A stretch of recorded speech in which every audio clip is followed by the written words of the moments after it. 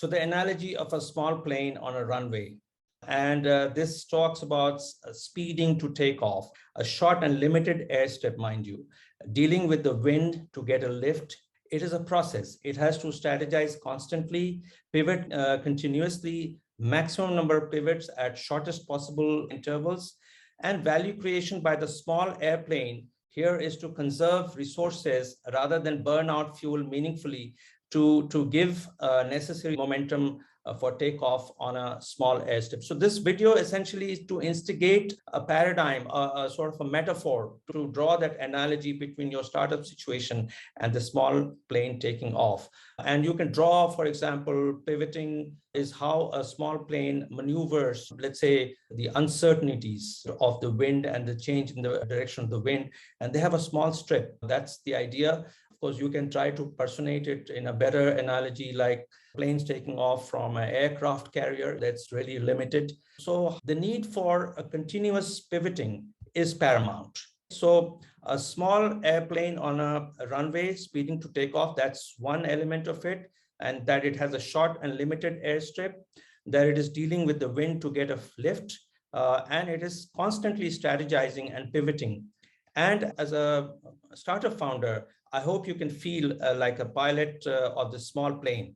Your mind must be working like the lean approach, right? If you can resonate with it. One example I can share, the Blue River technology that came up with the idea of robotic lawn mowers. That was for commercial usage, like in golf courses.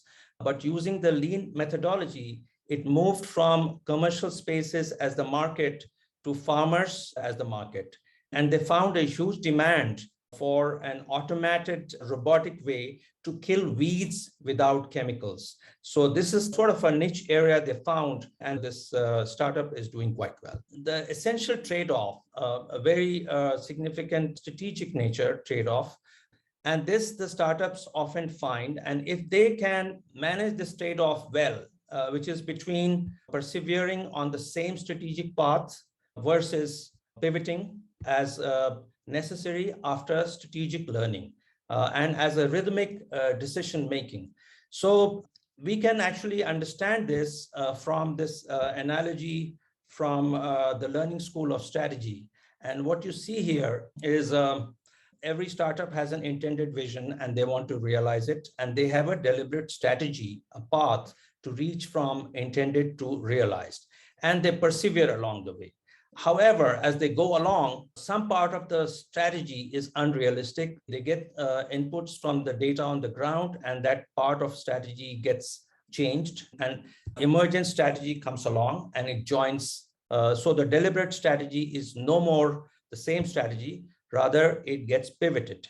So the trade-off is between persevering and pivoting. And this is a dilemma and decision point that many startups face, but it's a very healthy point to be.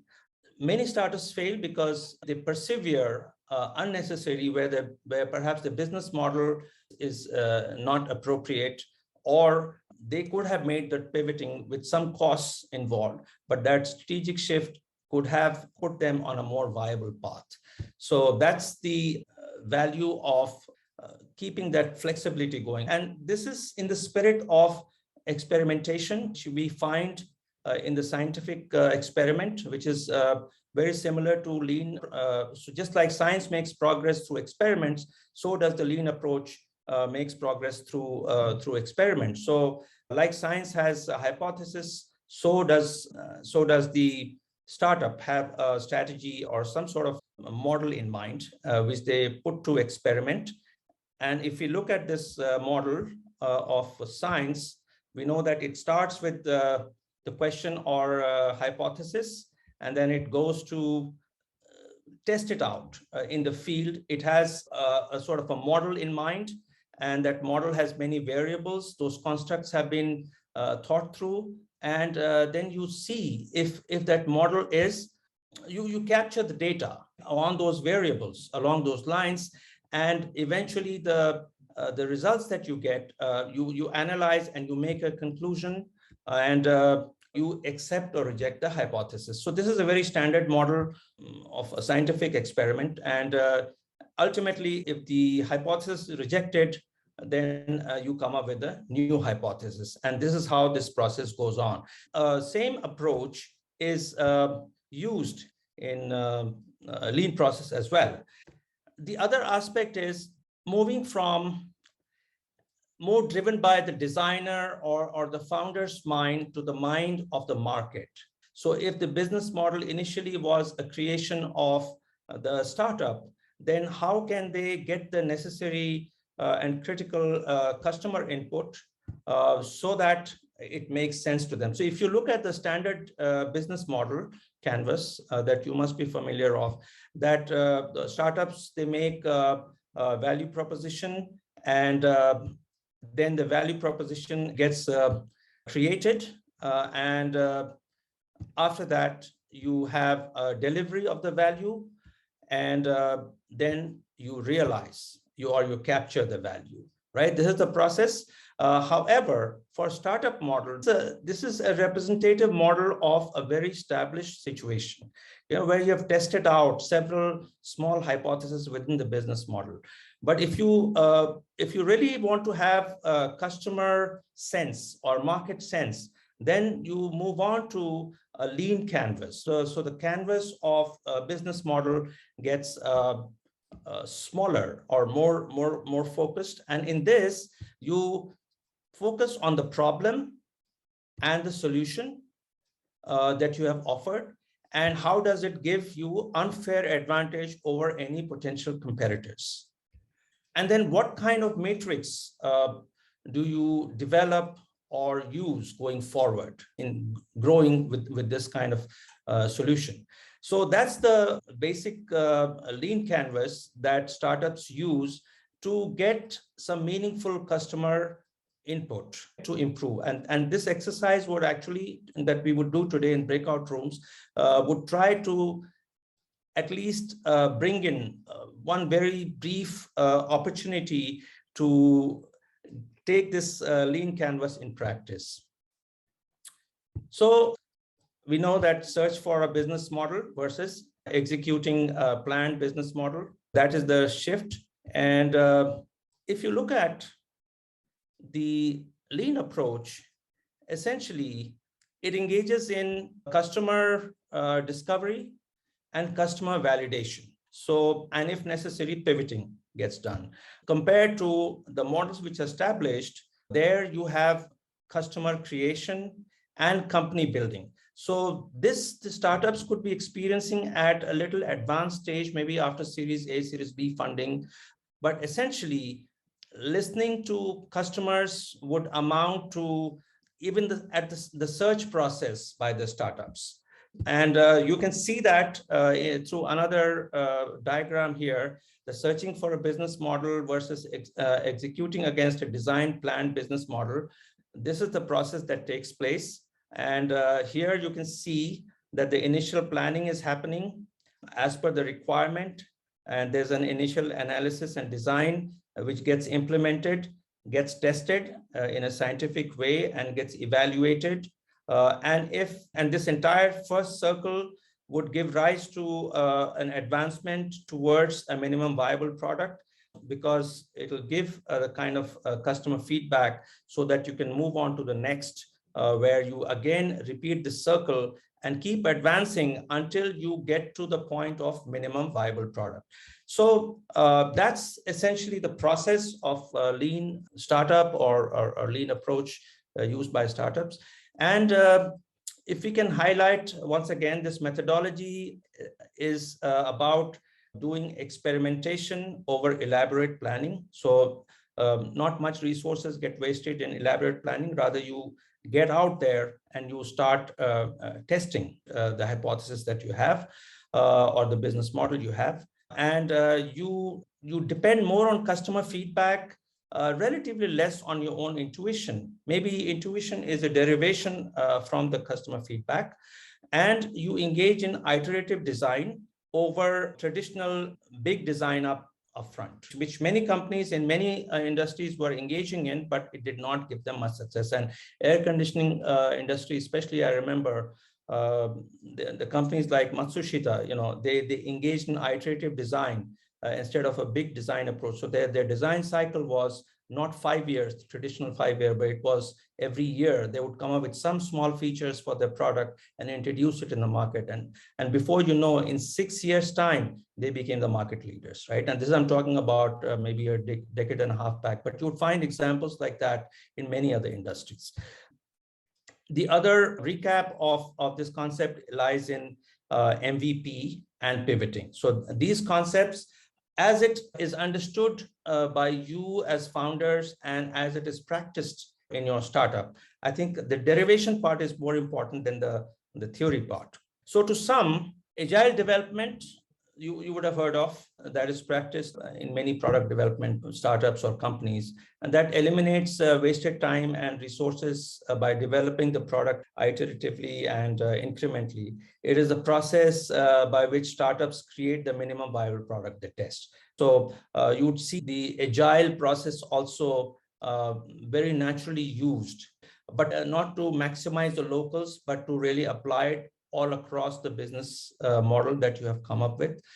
And the tech industry's traditional linear product development approach needs to be replaced, hence by iterative agile techniques. And the last point here is that the stealth mode, which is also common, this is declining in popularity, especially among the startups which practice lean approach. For them, what matters is customer feedback more than secrecy. That constant feedback yields better results. So these are the reasons why we use the lean startup, at least the successful startups use the lean startup methodology. Now, we will go into the breakout session. And let me first spell out the objective. The objective of the breakout is to have your venture gain impromptu external input from your peer group in your room to serve as a proxy for your representative market. And one among you in the breakout group will pitch your startup to the people in your breakout group, describe to your peers what problems you solve and what solutions do you have. So the people in the group will then give their inputs or views on your venture's chosen problem or pain point and your solution.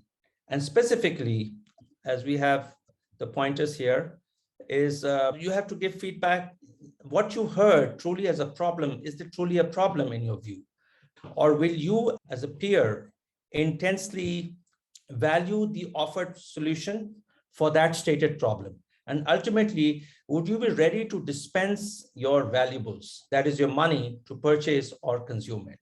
So that's the ultimate test. So in your reaction, you need not be too friendly. So somewhere you have to do that objective evaluation, give the feedback so that the founder of that venture can walk out with some value. That is the forthrightness and honesty that is practiced in the lean approach. And is different from family and friends that you would have heard, who generally try to encourage you despite what products or value that you're planning to propose. And then the pitching founder will evaluate that feedback he or she receives, and they will take down notes of any shifts or changes in their solution that may come as a result of inputs or feedback from their peers in the breakout group session. And in the post breakout session, we will all reassemble. As many startups from each pitching group will tell us in 1 minute, you would have that room written. So try to, the founders, first you have to quickly select a founder from among your group who's willing to pitch. And that founder essentially pitches the problem and the solution. They articulate, they pitch it to the group. And then the group really considers what is the merit and how viable is the solution that they are proposing. So that discussion will take place for 10, 15 minutes or 20 minutes. And then founder meanwhile keeps making note of it. You come back, and few of these founders would present in front of everyone. And hopefully we can accomplish all this within the time frame. I know that depending on how many people have already joined in, we can have more or fewer number of groups. So the number of presenters could also be either reasonable or it could go higher, but we'll see how we manage that. So now I would ask you to break out. I know it has been a very sort of compressed exposure to the lean startup approach. I know you would have heard of it, but we just try to capture the drama of it. Now, therefore, whenever I mentor any of the startup, I use some of the analogies and metaphor. In this case, I shared the analogy of a small plane taking off, and how do they strategize? Because against all odds and uncertainties, because they are a single engine plane, a large number of failures can happen if the weather, especially, is inclement. And we know that the startups, that's the first thing they face. They face extreme uncertainties.